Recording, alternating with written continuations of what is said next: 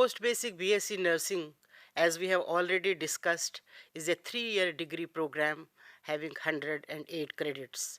Out of 108 credits, we have 40 credits in theory and 68 credits in practical. And there are 11 theory and 11 practical courses. In earlier sessions, we discussed about first year and second year courses. In first year, we discussed BNS 103, which was relating to maternal nursing. And in second year, we discussed about BNS 106, which was medical surgical nursing. In third year, we have 3 theory and 4 practical courses. 3 theory courses are of 12 credits and 4 practical courses are of 24 credits. And we will be discussing about nursing education and research, which is denoted by the code as BNS 111. And in this BNS 111, we will be discussing about block 3, which is Introduction to Nursing Research. To discuss this session, we have Dr. Poonam Joshi from College of Nursing, AIIMS, New Delhi. She will be focusing on various aspects of basic concepts in nursing research. Before we do that, we just want to tell you that it is because of the advancement in the information technology and also in the treatment modalities, advancement in treatment modalities, which necessitates the nurses to remain updated in the knowledge, practice, and skills which they use into their day-to-day practice.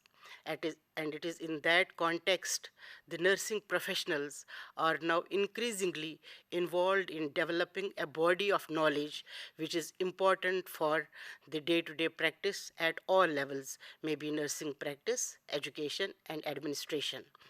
It's not necessary that all of the nursing professionals will be involved directly with the nursing research. However, it is very important and it is expected of all of you as a nursing professional that you read, you understand, and critically appraise the nursing research reports so that you can utilize that knowledge in your day-to-day practice.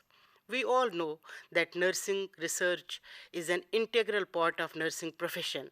And you may say, how is it that it is an integral part? We have not studied nursing research. How can we utilize the nursing research? You know, just even at the level of the staff nurse, if you are a GNM and if you are working at a hospital in a ward, in any ward, and when you are taking care of the patients, and when a question comes in your mind that why does the two patients differ from each other? If these two patients have same diagnosis and if these two patients have same treatment, how is that one patient reacts differently and one patient responds differently and the other patient reacts and responds differently to the treatment? So this question arises in your mind and just you want to find the solution to this question, and that is the research which you are doing in every day-to-day life. Similarly, if you are feeling the behaviors of the patients, different people and different patients will behave differently, and really you understand why is that a patient responds differently, behaves differently the way he behaves, and the other patient behaves the way he behaves, and you just try to introspect and want to find out that what is the answer to this question, and you come to the solution by yourself without even having the knowledge of theoretical knowledge of the nursing research. So in your day-to-day life you must not understand that I need to do something different so that I will be doing a research. Every day you are doing a research. When you are admitting the patients, you are discharging the patients, you know that there are so many different types of disease the patients are coming with who are admitted, and the patients are being, what prognosis the patients have particular disease and they are being discharged. So you make a record of this, and this is nothing. If you compile this, it becomes a very important research for the national level also, not only for that particular hospital or ward level. It becomes a very important for the national level. So I will stop it here and I will request Dr. Joshi to speak upon what is a research and what is nursing research and what is the importance of research in general. Thank you, madam. Ma'am, you have very rightly said that research is an integral part of nursing. If we want to provide quality care to our patients, we have to get ourselves updated on day-to-day basis with the research activities so that we are able to provide cost-effective nursing care to our patients. So let us start what a research is. Research is basically, it's a systematic inquiry. Systematic means where you go in a very gradual manner, in a very methodical manner, and you are trying to make use of the discipline methods to answer certain questions that are coming to your mind. So we can also say that it's a kind of problem solving, not exactly a problem solving, but to some extent, just to start with, we can say it's a kind of problem solving approach where we are trying to look for a solution, and it's considered to be a hallmark of any profession. We all know nursing is a very emerging profession. We are not very old if we compare ourselves with the medical profession, and therefore there is a need to be updated with the research activity. This is a mandatory requirement so as to maintain the professional status and to maintain our growth in the field of healthcare. So, in research, what we are trying to aim at, we are trying to improve the body of knowledge. And it's this body of knowledge which is going to help you to apply it in your patient care activities, be it an elderly ward or an infant where you want to try out new things. Unless until you are updated what is happening in the world around, you will not be able to apply it. And before applying it to all the patients, you have to do it in a controlled setting. So research is something which is initially carried out on a very small scale in a controlled setting so that our patients are not harmed. So let's see how this word research has got its origin. It's basically a French word, researcher, and in this you can see it's a combination of two words, re and search. Re is the prefix which is added to a verb called search. So re means once again, and search means you are looking for something which is at the moment not known to you. So it's a very systematic, controlled, empirical, and critical investigation of a natural phenomena. So something happening in your unit, maybe if your patients are developing infection in your unit, that is a phenomena under study. You are interested in knowing the cause of infection in your unit and you want to find out the remedial measures, you want to try them out and see its effectiveness.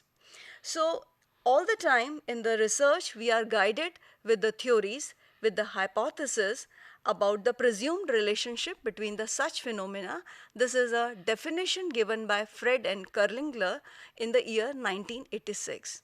So it's an empirical method, it's a systematic method and highly controlled. You are the controller as a researcher. So the ultimate goal of research is to develop, refine the body of knowledge. You want to expand.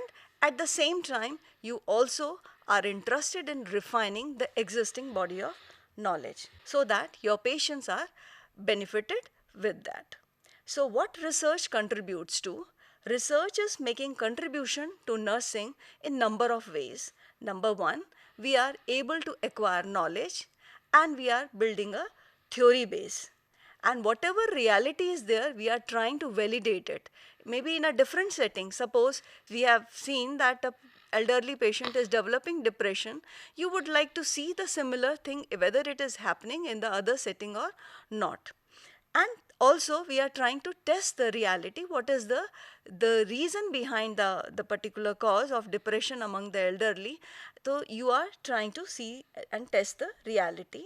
It's a way of understanding the empirical word. Empirical word means it's a evidence based word where you are trying to generate the evidence and produce the results, and thereby you are making it known to everyone and acceptable to everyone. So it's one of the ways to test or confirm the findings, and at the same time, if the different findings are observed, you can refute whatever assumptions you started with. Now before we talk about nursing research, let's see what nursing is. As I said earlier, nursing is an evolving profession and it's one of the oldest art but is youngest of profession. I am sure you all know Florence Nightingale, the pioneer in the field of nursing, who is the founder of modern nursing. She is the first researcher, and she is the one who, in the Crimean War, maintained a very good audit of the wounded soldiers. What are the reasons why the patients, why the wounded soldiers are developing infection, and what is the reason for the high mortality among the soldiers? So, she is the one who started the concept of research.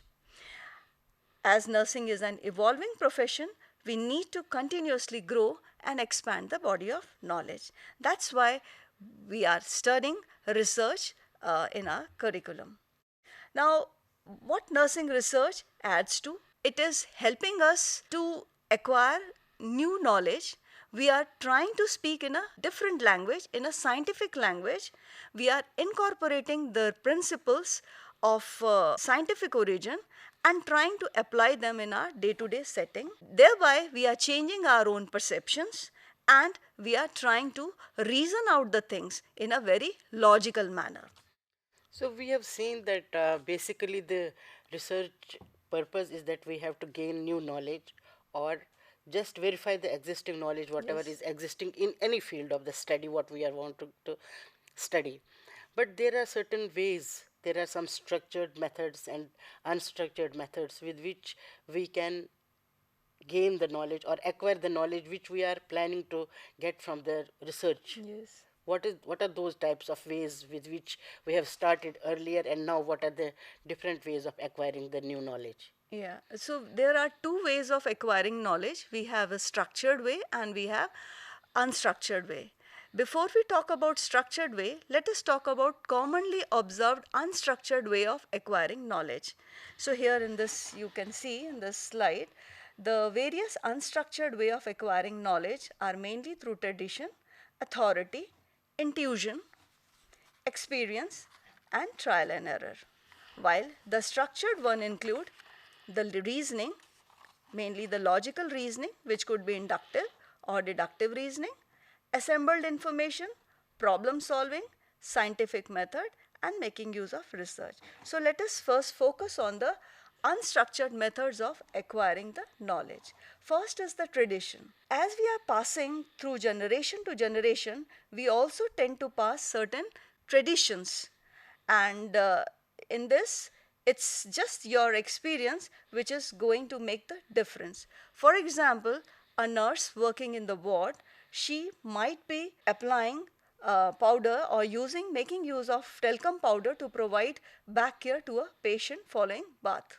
So it's a tradition which is being continued, which is rarely challenged. So this is one way of acquiring the knowledge where, Normally, we do a very common way. You are just approaching the patient on the right side or left side. yeah, You know, this there is a hard and yeah, fast rule that you must go towards the patient to offer him something, medicine, or do some procedure going on the right side. yeah, very So, rightly said. so So it's a that becomes a tradition. tradition It's a because it has tradition. Yeah. descended from our seniors Yes, yes. that they have been doing this and we are also doing this. And we But never challenge it. we never challenged. We just followed whatever has been. But now you have said what the patient way the patient feels comfortable. We have to now take into Yeah, yeah, consideration the that's patient's true. That's comfort. true. Yeah. So in which position patient feels comfortable, we have to offer him Yes. things in that position only. So that is one of the traditions which we have been following. No, you have to do this. This is a scientific relationship. The scientific methods are applied to it. But now everything is being challenged. Yes, true.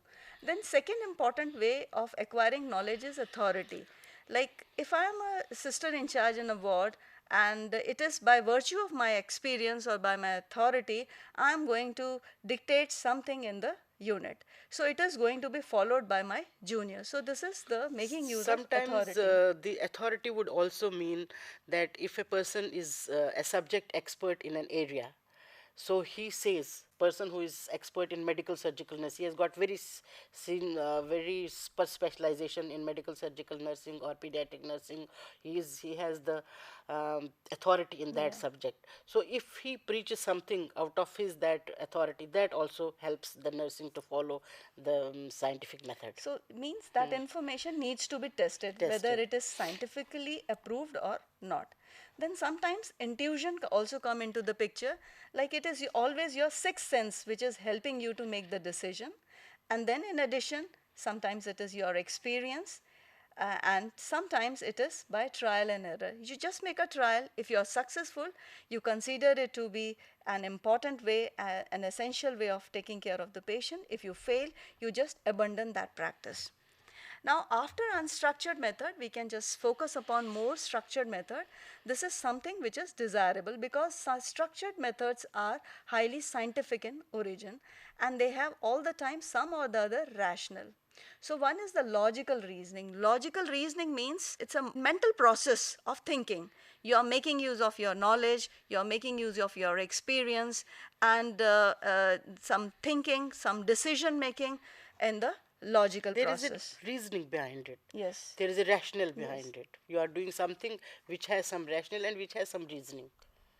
Could be inductive, could be deductive. Inductive means from specific to general, while deductive means the other way around, that is from journal to specific. Let's take an example.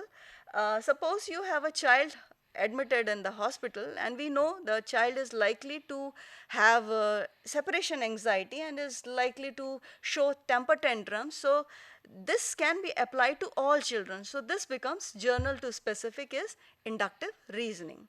Then assembled information. I'm sure you know there was a time when we were assembling the computers. We were taking the various parts of computer from different sources and assembling. So same way here also in the structured method, we try to collect information from different sources. Like you are interested in knowing what is the infection rate, you would be contacting the microbiology department. You are interested in knowing the mortality rate in your ward, you will go through the records. You want to know the nutritional status, maybe again the patient's records will help you. You may talk to the dietitian in charge, she will give you all the information. So you are trying to collect information from various sources. And finally, the last one, that is the most important one, is the problem solving and scientific method.